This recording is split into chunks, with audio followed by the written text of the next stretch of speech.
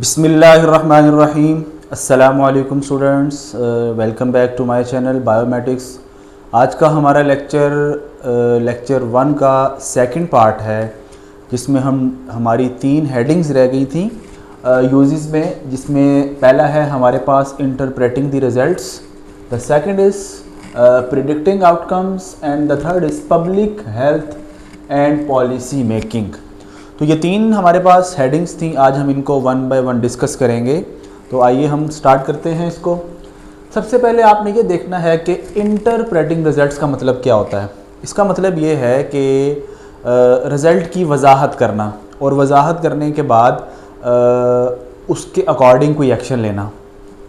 अब हम देखते हैं जी, लेट्स सपोज पहले हम एग्जांपल से समझते हैं कि एग्ज़ाम्पल ये है कि किसी भी ख़ास एरिया के अंदर कोई डिज़ीज़ है, डायबिटीज़ है या कैंसर है, तो हमने ये देखना है कि किसी ख़ास पॉपुलेशन के अंदर डिज़ीज़ की प्रेवलेंस क्या है। प्रेवलेंस कहते हैं कि वहाँ पर डिज़ीज़ कितने फ़ीसद है आम अल्फाज में। तो हमने प्रेवलेंस को फाइंड करने के लिए हम क्या करते हैं जी, हमारे पास फार्मूला होता है number of cases divided by total population multiply by 100। Percentage देखनी है या उसकी प्रेवलेंस देखनी है कितनी है। लेट्स सपोज हमने देखा जी, हमारे पास कोई एक पॉपुलेशन है 100 पीपल की, उसमें से 150-150 जो लोग हैं उनको कैंसर है या डेंगू है, कोई भी बीमारी है। हम उसकी कैलकुलेशन करेंगे। कैलकुलेशन करने के बाद हमें पता लगा जी 1000 में से जो 15% लोग हैं उनको कोई स्पेसिफिक डिज़ीज़ है, कोई कोविड है या ब्रेस्ट कैंसर है या कोई भी बीमारी है, डायबिटीज़ है। अब ये जो मैंने यहाँ पर 50% निकाला है, इसको हम कहते हैं जी इंटरप्रेटिंग द रिजल्ट्स की वजाहत करना। तो बायोस्टैट हमें रिजल्ट्स की वजाहत करके बताती है।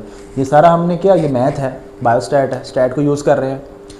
तो हम स्टैट को यूज़ करते हैं किसी भी डिज़ीज़ की प्रेवलेंस को फाइंड करने के लिए, फिर हम उसके अकॉर्डिंग एक्शन लेते हैं। अब मैंने तो यहाँ पर सिंपल सी एग्जाम्पल दी है। जो नेचुरल वर्ल्ड है उसमें तो डिफरेंट काइंड्स ऑफ डिज़ीज़ हैं और बहुत से पीपल हैं, पॉपुलेशन है बहुत ज़्यादा। कितने जो है वो लाहौर की पॉपुलेशन अलग है, इसी तरह पूरे पाकिस्तान की पॉपुलेशन देखें तो वो अलग है, डिफरेंट यूएस की अलग है, कनाडा की अलग है। तो डिफरेंट पॉपुलेशन के अकॉर्डिंग जो है वो बायोस्टैटिशियन काम कर रहा होता है, प्रेवलेंस देख रहा होता है, फिर उसके अकॉर्डिंग जो है वो एक्शन लिया जाता है। तो इसी को हम कहते हैं इंटरप्रेटिंग रिजल्ट। तो यहाँ पर हमें क्या पता लगा, बायोस्टैट रिजल्ट्स की वजाहत करती है और ये बताती है कि आगे क्या करना चाहिए। अब ये एग्जाम्पल से आपको समझ आ गई होगी। अब इसको रीडिंग करते हैं। After analysing data, biostat helps to interpret the results in a meaningful way. जिस तरह की हमारे पास परसेंटेज आई है, ये एक मीनिंगफुल वे है बताने का कि किसी खास एरिया के अंदर डिजीज़ ज़्यादा हो रही है। Example, survey on prevalence of disease in a population can guide public health interventions। अब public health interventions क्या होती है, जब हमें ये पता लगेगा कि किसी खास एरिया में स्पेसिफिक डिजीज़ ज़्यादा है तो उसके अकॉर्डिंग पॉलिसीज़ बनाई जाएंगी, कंपेन चलाई जाएंगी स्कूल कॉलेजेस वगैरह में, या आपके जो सिलेबस होता है। समटाइम ऐसा होता है कि आपने देखा होगा जब कोविड आया था तो कोविड के बाद जो है बुक्स में एक चैप्टर आ गया था।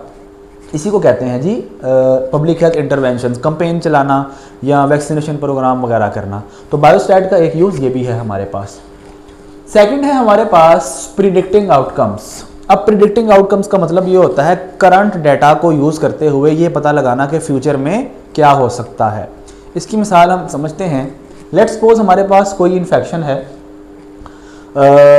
है, तो हम ये देखते हैं अच्छा, इसमें 2 चीज़ें हम ये देखेंगे कि इसमें हम ना मॉडल्स बनाते हैं, मॉडल्स बनाकर किसी चीज़ को प्रिडिक्ट करते हैं। फॉर एग्जांपल मैंने यहाँ पर इक्वेशन लिखी हुई है, ये एक मॉडल है, ये ग्राफ बनाया हुआ है, ये भी एक मॉडल है।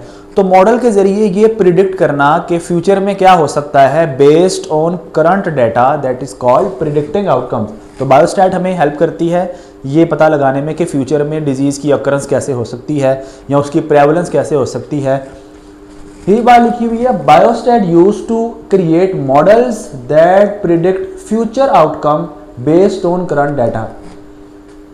For example, predicting a spread of infectious disease in a population can helps to build vaccination program and allocating resources। अब ये इसको हम मिसाल से समझते हैं। लेट्स सपोज हमारे पास कोई एक डिजीज़ है जो कि इन्फेक्शियस डिजीज़ है, जो कॉन्टैक्ट से एक पर्सन टू पर्सन लगती है।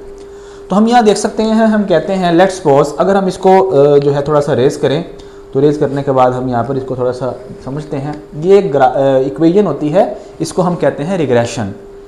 लास्ट टाइम हमने रिग्रेशन और कोरिलेशन में डिफरेंस नहीं किया था, तो यहाँ पर मैं आपको बताता चलूँ। कोरिलेशन का मतलब होता है एक चीज़ के बढ़ने से दूसरी चीज़ पर क्या इफेक्ट हो रहा होता है। अगर हम इसी चीज़ को इक्वेशन की फॉर्म में लिख दें तो दैट इज़ कॉल्ड रिग्रेशन। तो लेट्स सपोज मैं कहता हूँ y मेरे पास है इन्फेक्शन का रेट, कि इन्फेक्शन का रेट जो है वो कम होगा या ज़्यादा होगा, ये डिपेंड करता है इस इक्वेशन के ऊपर।